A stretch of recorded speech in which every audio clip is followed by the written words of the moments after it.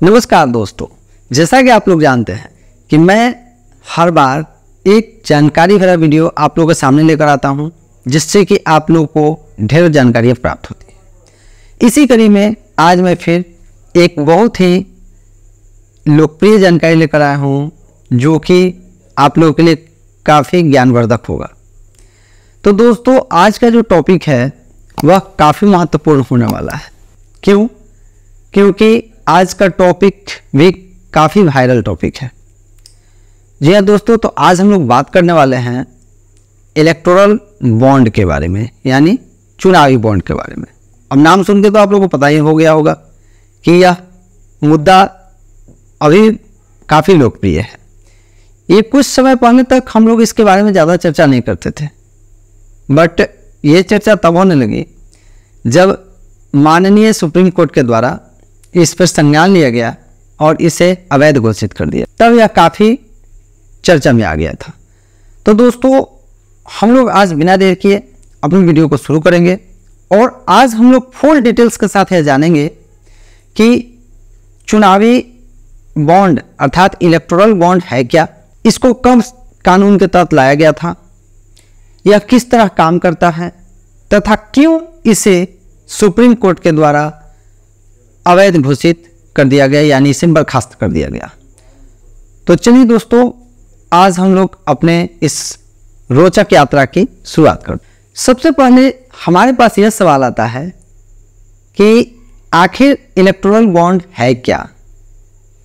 तो इसका जवाब हमारे पास यह है कि इलेक्टोरल बॉन्ड जो है भारत में राजनीतिक दलों के लिए फंडिंग का एक तरीका है, जिसके द्वारा विभिन्न राजनीतिक दल अपने चुनाव लड़ने के लिए पैसा इकट्ठा करते हैं। अब यदि बात करें कि इलेक्टोरल बॉन्ड जो है यह कार्य कैसे करता है, तो दोस्तों यह कार्य जो है इलेक्टोरल बॉन्ड जो है यह एक ब्याज मुक्त बैंकिंग टूल की तरह कार्य करता है, जिसे भारत का कोई भी नागरिक, जो भारत का स्थायी नागरिक है, वह या कोई भी संगठन आरबीआई यानी रिजर्व बैंक ऑफ इंडिया के द्वारा निर्धारित केवाईसी मानदंडों को पूरा करके इसे स्टेट बैंक ऑफ इंडिया यानी एसबीआई के विशिष्ट शाखाओं से खरीद सकता है। इसके लिए दानकर्ता को, यानी कि यदि आप खरीदते हैं इस बॉन्ड को, तो आप दानकर्ता हुए, यानी आप चुनाव लड़ने के लिए बॉन्ड खरीद रहे हैं, यानी चुनाव में राजनीतिक पार्टियों की मदद कर रहे हैं। तो दोस्तों,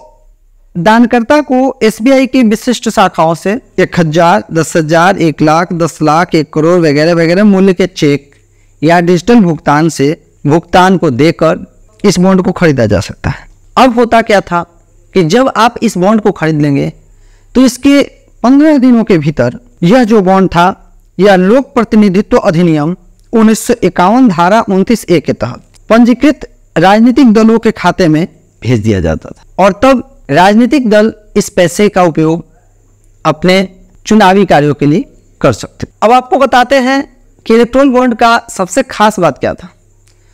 तो इलेक्टोरल बॉन्ड का सबसे खास बात यह था कि इसे खरीदने वाले तथा जिस भी पार्टी के लिए आप बॉन्ड खरीद रहे हैं, उस पार्टी तथा जो खरीद रहा है वो दोनों का नाम सेक्रेट रखा जाता था, यानी इस नाम को गुप्त रखा जाता था, इसको सार्वजनिक नहीं किया जाता था।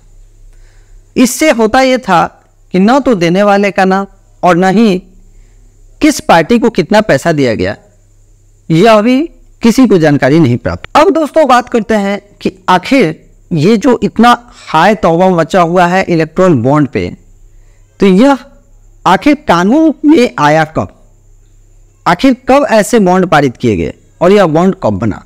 तो आइए अब हम लोग इस बात पे चर्चा करते हैं। दोस्तों, इलेक्टोरल बॉन्ड की शुरुआत 2017 में ही शुरू हो गई थी। सन 2017 में इलेक्टोरल बॉन्ड की चर्चाएं शुरू हो चुकी थी और इसे 2 जनवरी 2018 को सरकार के राजपत्र यानी कि गवर्नमेंट का जो गजट प्रकाशित होता है उसमें अधिसूचित भी किया गया था।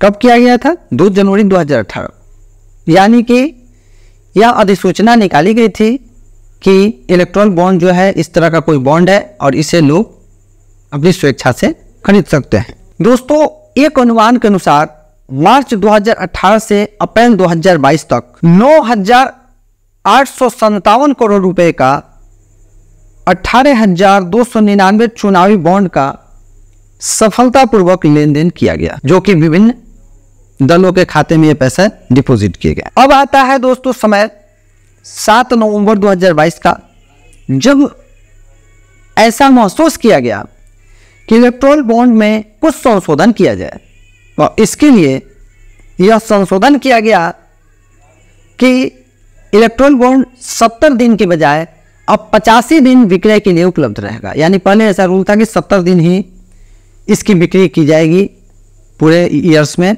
यानी 365 या 66 डेज में 70 डेज ही इसको सेल करना था, और लेकिन इसको संशोधित करके 85 डेज कर दिया गया। यानी अब इलेक्ट्रॉन बॉन्ड जो था 85 डेज लोगों के बीच उपलब्ध था, लोग उसको तथा बाई कर सकते। हालांकि इस बॉन्ड को लेकर कभी कभी राजनीतिक दलों द्वारा विरोध का स्वर भी ऊंचा हुआ। जैसे कि यहाँ कुछ उदाहरण है, जैसे कांग्रेस पार्टी ने यह घोषणा किया कि अगर वह सत्ता में आती है, यानी 2019 के चुनाव में, 2019 के आम चुनाव में उसने अपने घोषणा पत्र में यह घोषणा किया कि यदि वह सत्ता में आती है तो इलेक्ट्रॉनिक बॉन्ड को समाप्त करने पर विचार करेगी। यानी कि पूरी तरह से घोषणा नहीं हुआ था कि समाप्त कर ही देंगे, बट ये था कि समाप्त करने पर विचार करेगी, सोचेगी।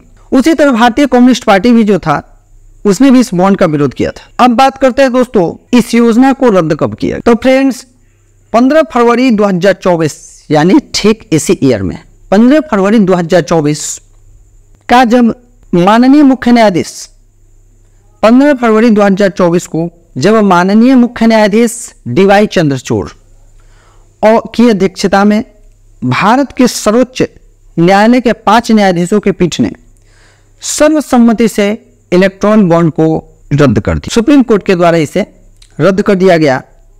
इस तरह से इलेक्ट्रॉनिक बॉन्ड जो था वो रद्द हो गया, यानी इस योजना को समाप्त कर दिया। साथ ही सुप्रीम कोर्ट ने यह भी माना कि जनप्रतिनिधि अधिनियम, कंपनी अधिनियम और आयकर अधिनियम में संशोधन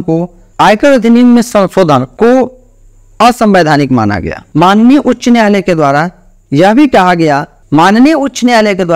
भी कहा गया कि इलेक्टोरल बॉन्ड सूचना का अधिकार और संविधान के अनुच्छेद 19(1)(a) के अंतर्गत राजनीतिक फंडिंग के बारे में गुप्त रखना मतदाताओं के अधिकार का उल्लंघन है। यानी कि इलेक्टोरल बॉन्ड में जो दानकर्ता और पार्टी का नाम गुप्त रखा जाता था, इसे सुप्रीम कोर्ट के द्वारा नागरिक अधिकारों का उल्लंघन माना गया। इसके साथ ही सुप्रीम कोर्ट के द्वारा SBI को यह आदेश भी दिया गया कि जितने भी 2017 से 18 से लेकर जितने भी दानकर्ता ने दान दिया है और किन किन पार्टियों को दिया गया है, इसके बारे में पूरी लिस्ट साइट पर डाला जाए, यानी वेबसाइट पर डाला जाए, ताकि और इसे इलेक्शन कमीशन को भी उपलब्ध कराया जाए ताकि इसे सार्वजनिक किया जा सके और लोग इसके बारे में जान सके कि किसने कितना और किस पार्टी को चंदा दिया। इस तरह